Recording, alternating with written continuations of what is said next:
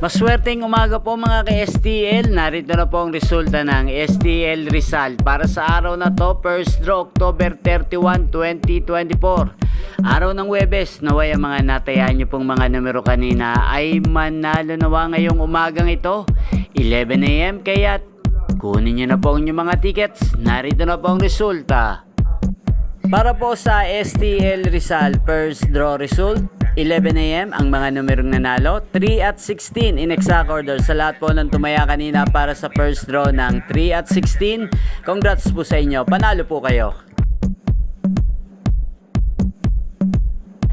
Ang STL Rizal ay napapanood nyo po sa channel na to, Roderick Hernandez TV, araw-araw mula Lunes hanggang Linggo, every 11 AM, 4 PM at 8:45 PM. Maraming salamat po sa panonood nyo sa aking channel. Huwag pong kalimutang mag-subscribe.